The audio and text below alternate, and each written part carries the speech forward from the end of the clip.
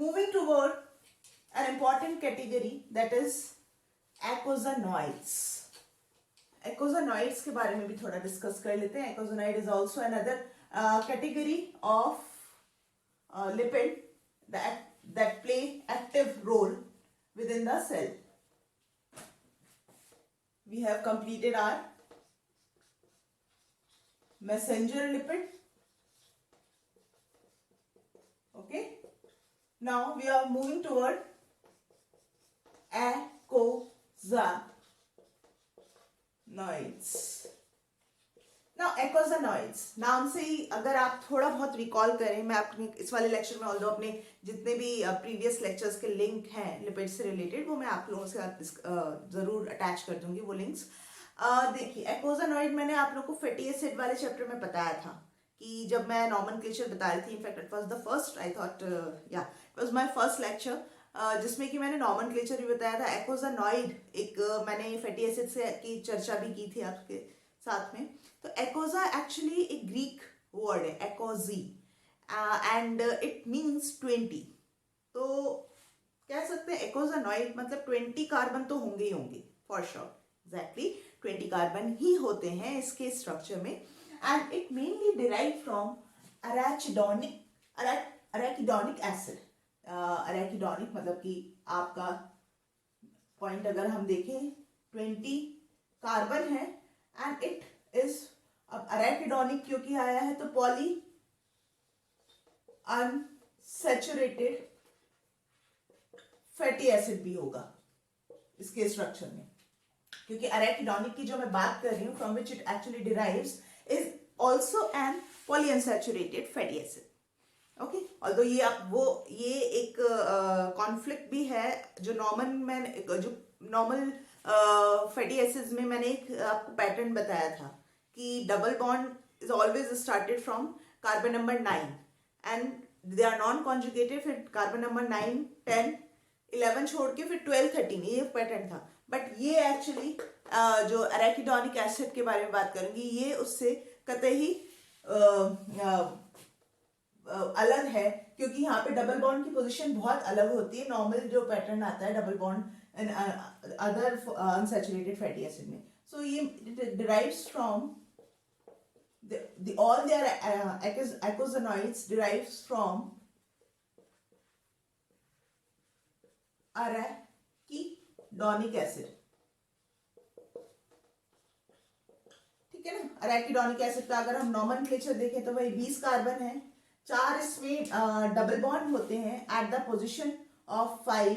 देखिए 5 आया, 8 आया, 11 और 14 पोजीशन पे इसका नंबर ऑफ डबल बॉन्ड होता है. ठीक है ना. So this is about the ecozanoid. Now let's talk in detail about the ecozanoid. Majorly ये 3 तरीके के होते हैं ecozanoids भी. पहला होता है, अब सिंथेसिस से हम बात करते हुए चलते हैं. अराकिडोनिक के बारे में मैंने बता ही दिया है. तो देखिए ecozanoid एक्चुअली यही ये सेल मेम्ब्रेन में ही मान लीजिए ecozanoid ही है. ठीक है.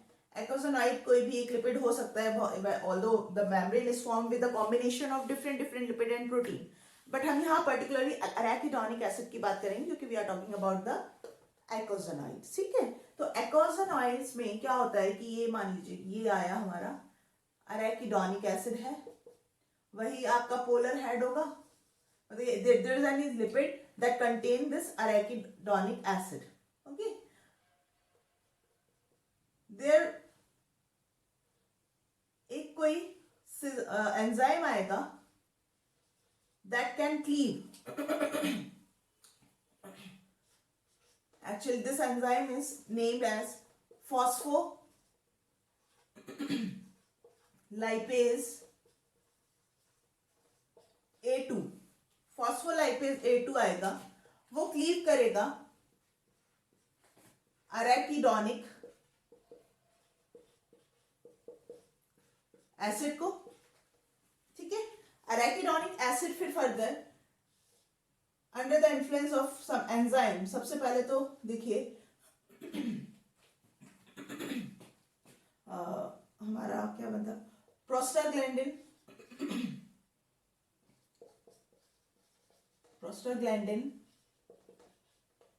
H2 सिंथेज की मदद से प्रोस्टाग्लैंडिन H2 ही बनाएगा। ठीक, प्रोस्टाग्लैंडिन H2 क्या करेगा फर्दर, ये बनाएगा prostaglandin E2 and from here again can form thromboxane A2। ठीक है, और दूसरा एक और जो कैटेगरी बनता है एकोजेनाइड, ये है मेजर एकोजेनाइड। दूसरा एक और अराकिडोनिक एसिड से ही जो एक और कैटेगरी बनता है दैट इज कॉल्ड एज ल्यूकोट्रिन या ल्यूकोट्राईन A4 से फर्दर 4 कैटेगरी और बन जाती है with the subtle difference in their chemical structure, B4, C4, D4 and E4, ल्यूकोट्रिन B4, C4, D4 and E4।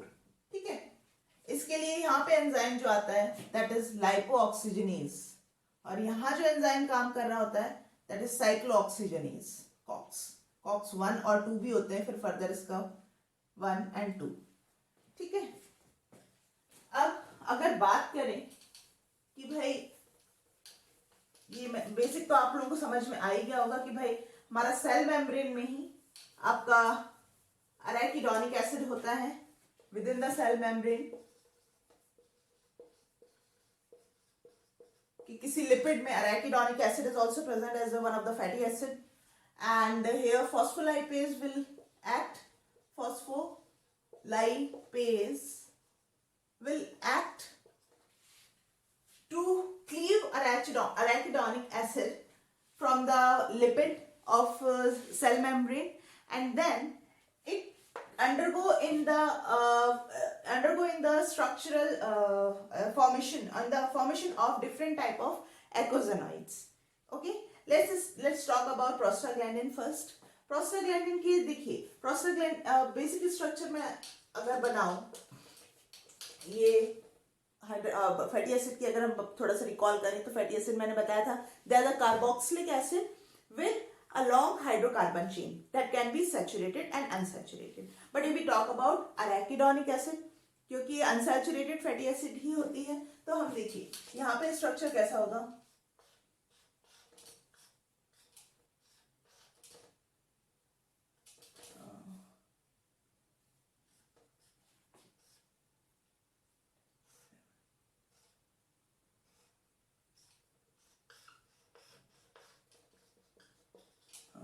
6, 7, 8, 9, 10, 11, 12, 13, 14, 15, 16, 17, 18, 19, 20। हाँ, ये 20 कार्बन का हमारा अराकिडोनिक एसिड है, जिसमें कि at position of 5, at position of 8, at position of 11 and at position of 14 यहाँ पे double bonds are present। There are 4 double bonds within the arachidonic acid and at different position, and they are all are not conjugated, like double bond single bond ना आके यहाँ पे एक methylene group, ये मैंने आपको नॉमेनक्लेचर में भी पॉइंट बताया था कि मिथाइलिन ग्रुप से they are separated by a methylene group. so ये and also they are present in the cis pattern, cis configuration आपको देखने को मिलेगा इसमें। तो ये है arachidonic acid। when there is an enzyme comes, like यहाँ पे जैसा कि मैंने बताया आपको प्रोस्टाग्लैंडिन सिंथेज H2 सिंथेज, और इसको हम साइक्लोऑक्सीजनेज भी कहते हैं, साइक्लो ऑक्सीजनेज। तो देखिए दो चीजें तो क्लियर हो ही रही है, अगर इसको भी हम क्लीव कर दें साइक्लोऑक्सीजनेज नाम को, तो साइक्लो मतलब कहीं ना कहीं ये साइक्लिक स्ट्रक्चर फॉर्मेशन कर रहा होगा इस बेसिक स्ट्रक्चर ऑफ अराकिडोनिक एसिड में, और ऑक्सीजनेज से भी हम पता लगा सकते हैं कि ऑक्सीजनेज नाम आ रहा है ना, तो ये ऑक्सीजनेट भी कर रहा होगा, ऑक्सीडाइज कर रहा होगा इस स्ट्रक्चर को। तो थोड़ा सा इसके भी अगर हम डेप्थ में जाएं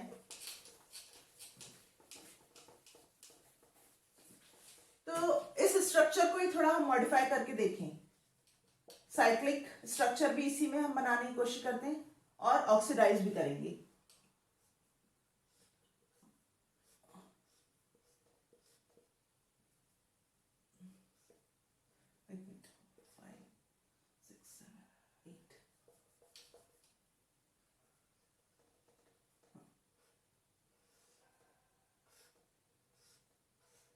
एक्चुअली 8 कार्बन जो होता है, कार्बन नंबर 8, ये साइक्लिक स्ट्रक्चर बनाता है विद द कार्बन नंबर 12। तो 8, 9, 10, 11, 12 एंड फर्दर 13, 14, 13 और 14 कार्बन के बीच में एक डबल बॉन्ड दोबारा बनता है। यहाँ पे OH रहता है 15 कार्बन पे।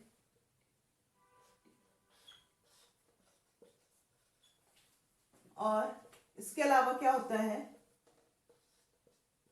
ये देखिए, कह सकते हैं कि साइक्लिक स्ट्रक्चर तो बना ही बना, साथ में कितना ऑक्सीजनेट भी हो गया। यहाँ भी OH आ गया, यहाँ भी इस तरह से O ग्रुप प्रेजेंट है और यहाँ पे O ना होके OH आ जाता है। ठीक है, जब ऐसा कुछ स्ट्रक्चर बनता है under the influence of cyclooxygenase, तो इस स्ट्रक्चर को हम कहते हैं प्रोस्टाग्लैंडिन H2, जो एक्चुअल पिताजी होते हैं प्रोस्टाग्लैंडिन E2 के और थ्रोम्बोक्सिन के। एग्जैक्टली इनसे ही फर्दर अब चेंजेस आएंगे और इनफैक्ट प्रोस्टाग्लैंडिन E2, E1 और जितने भी और भी प्रोस्टाग्लैंडिन के अंडर जो भी आपके कंपाउंड्स आते हैं वो इसी की वजह से बनते हैं। अब देखिए यहाँ पे एक पेंटा साइक्लिक 5 कार्बन की एक साइकिल है एग्जैक्टली, एंड ऑक्सीजन ग्रुप यहाँ पे इस तरह से अरेंज है। अब इसी में अगर under the influence of the same enzyme अगर एक चीज मैं कर दूं, क्या, इसको पहले तो at carbon number 9, it was, ये बहुत मेरा फेवरेट भी है, बहुत सिंपल सा है, क्योंकि यहाँ डबल बॉन्ड के थ्रू ऑक्सीजन जुड़ जाए और यहाँ पे एक OH और जुड़ जाए, तो ये क्या बनाएगा, प्रोस्टाग्लैंडिन E2 कैटेगरी आ जाती है। सिंपल था, कुछ ज्यादा चेंजेस नहीं करने पड़े, दो वही carbon as it is double bond पे बॉन्ड वही के वही उसी पोजीशन पे प्रेजेंट है, OH भी वही है और कुछ नहीं हुआ, बस साइक्लिक स्ट्रक्चर में हमने थोड़ा सा चेंज कर दिया। अब यही अगर ये पेंटा जो है ना होके हेक्सासाइक्लिक स्ट्रक्चर बन जाए 8, 9, 10, 11 और ये एक ईथर ग्रुप आ जाए with in this cyclic structure में, तो ये क्या कहलाने लगता है, ये कहलाएगा फिर थ्रोम्बोक्सेन A2। ठीक है, थ्रोम्बोक्सेन A2, तो प्रोस्टाग्लैंडिन E2 थ्रोम्बोक्सेन A2 या PGH2 जो सबसे इंपॉर्टेंट था, जो एट फर्स्ट स्टेप पे बन रहा था, ये सब 2, 2, 2, ये 2 को आप देख पा रहे हैं क्या होगा, 2 जो है ये डबल बॉन्ड को दर्शाता है कि how many double bond are present within this structure, तो 2 यही रिप्रेजेंट करता है। ठीक है, नाउ प्रोस्टाग्लैंडिन की अगर हम स्पेसिफिकली बात करें तो prostaglandin is release from each and every nucleated cell. ऐसा नहीं है कि don't get confused that it is released from prostate gland, no, actually it is the enzyme, it is the hormone that is actually first time isolated from the prostate gland। कई बार students थोड़ा confuse हो जाते हैं कि भाई ये तो prostate gland में ही रिलीज होता है, बिल्कुल भी नहीं, each and every nucleated cell within the body can release this hormone. Okay, so don't get confuse, although prostate gland is also one of its source, ऐसा भी नहीं कि अब उसमें केवल पाया गया है और मैं उसको नकार रही हूँ, वहां भी रिलीज होता है, बट दूसरे न्यूक्लिएटेड सेल में भी ये रिलीज होता है और इसके बहुत सारे फंक्शन हैं। देखिए, when it can bind at the, जब भी आपको पेन कभी भी होता हो, pain due to any purpose like headache हुआ, तो सर्दी है तो कोई जॉइंट पेन हुआ या कोई चोट की वजह से भी पेन हो रहा है, तो ये क्या करता है कि न्यूरॉन्स के जो एंड होते हैं वहां जाके चिपक जाता है। ये देखिए, सपोज कीजिए ये एक मेरा ये न्यूरॉन, ये मेरा न्यूक्लियस है, ठीक है, ये उसके अलग अलग ब्रांचेस हैं, यहाँ आके ये जुड़ जाता है। ठीक है, और ये पेन वाली सेंसेशन को फील कराता है, ये सिग्नल की तरह काम करता है कि भाई पेन हो रहा है। ठीक है, यहाँ आके ये जुड़ जाएगा सब। ये मान लीजिए ये जो नेल पेन मेरा ग्रीन कलर का है वो है हमारा ठीक है, प्रोस्टाग्लैंडिन ये आके जुड़ गया और ये पेन वाला सिग्नल प्रोड्यूस करता है। Also it can be release from hypothalamus. Hypothalamus से जब ये रिलीज हो रहा है तो वहां पे ये फीवर, हमारा टेम्परेचर, बॉडी का जब भी फीवर होता है तो वो टेम्परेचर बढ़ाता है। Also it work for the आपका गट में, मतलब कि जब भी आपका गट में जो म्यूकस रिलीज होता है वो भी it also perform under the influence of this prostaglandin. Another important function, ये बॉडी फ्लूइड को ये भी अपना रिटेन करने में हेल्प करता है। एंड आरबीएफ के नाम एक और होता है इसका प्रोस्टाग्लैंडिन का, that is RBF, retaining body fluid. Another important, uterine contraction, जब भी मेंस्ट्रुएशन साइकिल की बात करें अगर, तो यूटेराइन कॉन्ट्रैक्शन जो पेन होता है that is also because of this prostaglandin भाई साहब। एंड अनदर रीजन, अगर अनदर इम्पॉर्टेंट फीचर, जब ये प्रोस्टाग्लैंडिन का जो मैंने आपको बताया ये रिलीज होता है प्रोस्टेट ग्लैंड से, और जो सेमिनल फ्लूइड होता है उसमें ये स्पर्म की मोटिलिटी को हेल्प करता है। ठीक है, तो these are the important vital roles that is perform by prostaglandin. अब आगे बढ़ते हैं, थ्रोम्बोक्सेन के बारे में मैंने बात की है, थ्रोम्बोक्सेन का स्ट्रक्चर भी आप लोगों के सामने बनाया। थ्रोम्बोक्सेन का काम क्या है? थ्रोम्बोक्सेन, थोड़ा थ्रोम्बोक्सेन सुनते ही एक चीज दिमाग में क्लिक कर रही होगी, thrombocyte. Exactly, thrombocyte is the major cell, जिसको कि हम प्लेटलेट भी कहते हैं आम बोलचाल में, प्लेटलेट भी कहलाता है। ये रिलीज होती है प्लेटलेट से और ये ब्लड स्ट्रीम में फ्लो करता है और ये वेजोकॉन्स्ट्रिक्टर का काम कराता है। ठीक है, वेजोकॉन्स्ट्रिक्टर। अनदर रोल, ये प्लेटलेट जो एग्रीगेशन का भी रोल कराता है। तो ये दोनों ही काम क्या हो रहे होंगे बता सकते हैं? इन दोनों पर्पस का क्या मतलब है? ब्लड क्लॉटिंग, ब्लड क्लॉट कराता है ये। ठीक है ना, तो थ्रोम्बोक्सेन A2 का मेन जो काम है that is blood clot formation, ये इसमें हेल्प करता है and is release from platelet. अब ये हो गया। इसके अलावा एक और कैटेगरी मैंने आप लोगों को बताया, ल्यूकोट्राईन। ल्यूकोट्राईन का स्ट्रक्चर नहीं अभी तक बताया मैंने आपको, चलिए वो भी ड्रॉ कर लेते हैं। ल्यूकोट्राईन जो बनता है वो बनता है लाइपो ऑक्सीजनेज की मदद से। लाइपो ऑक्सीजनेज, अगर हम इसको भी तोड़ दें, वैसे एक ही वो आएगा, लेकिन अगर हम इसको तोड़ दें लाइपो ऑक्सीजनेज, तो आप देख रहे हैं केवल यहाँ पे ऑक्सीडाइज वाला काम रह गया है। साइक्लो में साइक्लिक फॉर्मेशन हो रहा था, वो ऐसा कुछ नहीं रह गया, केवल ऑक्सीडाइज कर रहा होगा जरूरी। तो इसका भी स्ट्रक्चर हम बना के देखते हैं क्या हो रहा होगा इसके इन्फ्लुएंस से। ये ओ है आपका 2,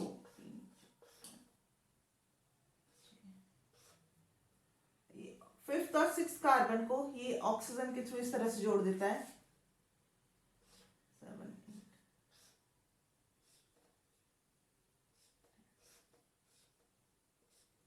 तो ये 7, 8, 9, 10, 11, 12, 13, 14, 15, 14, 15, 16, 17, 19, 20। देखिए ये क्या है हमारा? ल्यूकोट्राईन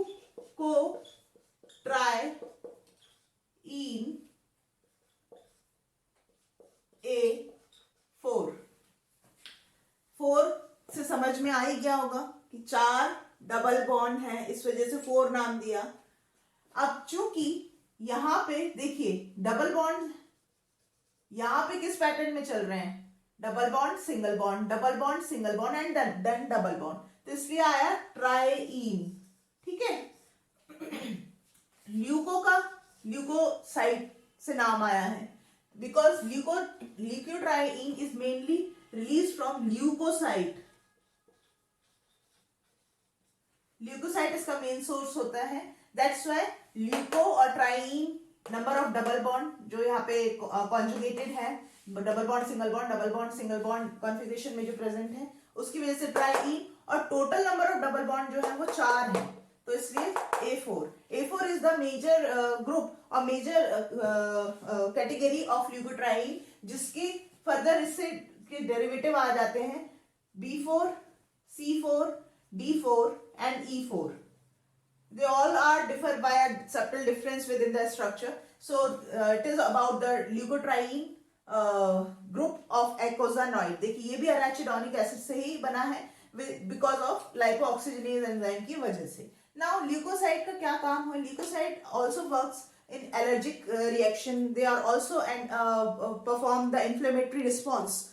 Mainly अगर हम बात करें leukotriene जब वेजो ये स्मूथ मसल्स के कॉन्ट्रैक्शन में काम करते हैं, और स्मूथ मसल्स भी जो हमारे लंग्स होते हैं, लंग्स के स्मूथ मसल्स में ये काम करवाता है कि भाई इसलिए जब भी कहीं इसका जो एस्थमा अटैक आता है उसमें क्या होता है कि ल्यूकोट्राइन बहुत ज्यादा अमाउंट में रिलीज हो रहा होता है, जिस वजह से कि हमारा ब्रोंको कॉन्स्ट्रिक्शन हो जाता है, सांस लेने में बहुत परेशानी होती है इसकी बहुत ज्यादा तादाद होने की वजह से. इसलिए एक दवाई हमेशा, जब भी आपने कभी रेजिम अपना पढ़ा हो, ल्यूकास्ट, मोन्टेलुकास्ट एक दवाई में ड्रग होता है जो एक्चुअली इसके रिलीज को कम करवाता है, या कह लीजिए इसके रिसेप्टर्स पे जाके वो खुद बैठ जाता है, जिस वजह से ल्यूकोट्रीन आता तो है बट वो एक्ट नहीं कर पाता. ठीक है ना, कि हमारे लंग्स के जो स्मूथ मसल्स है दे कैन कॉन्स्ट्रिक्ट, वो कॉन्स्ट्रिक्शन कम हो जाता है तो बंदा एस्थमेटिक अटैक से बच जाता है, सांस लेने में उसको आसानी होती है. So this is all about the leukotriene and thromboxane A2 and prostaglandin. एक और जो मैं आपसे से मैंने बताया आपको प्रोस्टाग्लैंडिन के बारे में, उसका देखिए प्रोस्टाग्लैंडिन के लिए मैंने बताया कि आप लोग साइक्लोऑक्सीजनेज से बनता है, एराकिडोनिक एसिड से ही. इसके और वो इन्फ्लामेशन भी कराने में हेल्पफुल होता है. कई बार हम नॉर्मल एग्जांपल अगर हम डेली लाइफ का ले, वी टेक सम मेडिसिन. अब जब भी कभी आपको दर्द होता है या पैर में दर्द हुआ, बैक एक हुआ, तो हम एक दवाई लेते हैं जो कि एक आइब्रोफेन या फिर कोई भी इस तरह की दवाई लेते हैं जिसमें इस तरह का कोई ड्रग होता है. तो वो ड्रग एक्चुअली क्या काम कर रहा होता है? वो ड्रग काम कर रहा होता है, यहां पे अभी तो मैंने लाइपो लिखा है, लेकिन साइक्लोऑक्सीजनेज जो कॉक्स एंजाइम था, कॉक्स, वो यहां आके वो ड्रग इसको इनहिबिट करता है, इसको ब्लॉक करने की कोशिश करता है कि भाई तुम काम मत करो, जिससे कि आगे साइक्लाइजेशन ना हो और कोई ऑक्सीजनेशन ना हो. तो जब ये चीजें यहाँ पे, ये पाथवेज यहाँ पे ब्लॉक हो जाएगा तो आगे का स्ट्रक्चर नहीं बनेगा. दैट मीन्स प्रोस्टाग्लैंडिन नहीं बनेगा. प्रोस्टाग्लैंडिन नहीं बनेगा तो हमें दर्द का एहसास नहीं होगा, क्योंकि प्रोस्टाग्लैंडिन क्या कर रहा था, मैंने बताया ना, नर्व एंड्स पे जाके जुड़ रहा था, पेन का हमें ऐसा सिग्नल रिलीज करवा रहा था. तो ये सब हमें ऐसा नहीं है कि हम जो दवाई खाते हैं वो दर्द कम कर देती है, नो नेवर. वो दर्द कम नहीं करती हैं, वो उस सिग्नल को ही, उस पाथवे को ही नहीं बढ़ने देती हैं, जिसकी वजह से या वो सिग्नल ही नहीं जनरेट होने देती. वो कष्ट तो हमारी बॉडी को तभी उतना ही हो रहा होता है, बस वो सिग्नल हमारे ब्रेन तक नहीं आ रहा होता है. ठीक है, ऐसी ड्रग्स को क्या कहते हैं? Non steroidal anti inflammatory drugs. ठीक है, NSAID होता है वैसे तो, एंटी इंफ्लामेटरी ड्रग्स. ठीक, ऐसी ड्रग्स होती हैं. उसके अलावा प्रोस्टाग्लैंडिन का अपना एक मेडिसिनल वैल्यू भी है, स्पेशली इन गायनेकोलॉजी. जब भी आपको लेबर पेन कराना हो, ताकि जब हम आर्टिफिशियली जब हम इंड्यूस कराते हैं किसी भी डिलीवरी के टाइम पे, एट द टाइम ऑफ मतलब प्रेगनेंसी में, जब भी आर्टिफिशियल पेन जब हमें इंड्यूस कराना होता है, we use this prostaglandin as a medicinal source के तौर पे हम यूज करते हैं. मैंने बताया था बिकॉज ये यूटेराइन कॉन्ट्रैक्शन करवाते हैं, इस वजह से इनका मेडिसिनल पर्पस भी है. दूसरा, अगर मेरा आज का लेक्चर अच्छा लगा हो तो please hit the like button, subscribe my channel, and after subscription and click the bell icon so that जितने भी नोटिफिकेशंस हैं सबसे पहले आप तक पहुंचे. And also share my channel, share my videos with your friends. And मिलते हैं अगले अच्छे से किसी इंटरेस्टिंग टॉपिक के साथ में, जो कि विटामिन ही होगा और सब कुछ टेक्निक्स होंगी related to lipids. And so that till the next lecture, stay safe, stay blessed. Bye bye.